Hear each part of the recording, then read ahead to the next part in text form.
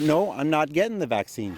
All right, you can do a trick. Mark Stahl is one of 400,000 Manitobans who could be immunized against COVID-19, but isn't. All right, here we go.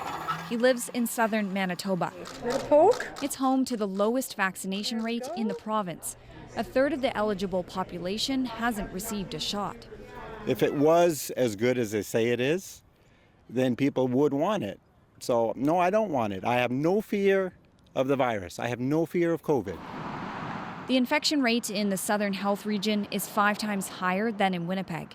Despite its small population, the South is responsible for half of Manitoba's COVID ICU patients. So starting tomorrow, stores in southern Manitoba will go to half capacity.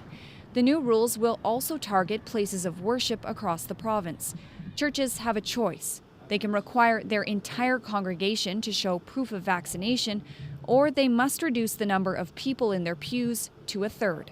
I think there'll be a lot of people that'll dig their heels in right up to their neck, and then you'll have others that will say, you know what, maybe this isn't as big an issue as I thought. We just want the freedom to choose. There have been protests here since the pandemic began. First against masks and lockdowns, now against vaccines. The harder you push, the more they push back.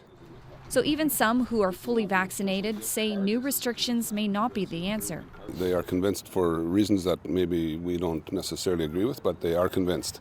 And so just to argue harder and louder is not going to convince anybody. Manitoba is trying to prevent the very thing fueling cases in Alberta and Saskatchewan. They have pockets of populations where the vaccination rate is very low, and the Delta variant is ripping through those groups of people. Health officials say they have to act fast. Cases in southern Manitoba are spreading quickly. Those infections alone could be enough to strain the entire province's hospital system in less than a few weeks. Marina von Stackelberg, CBC News, Winnipeg.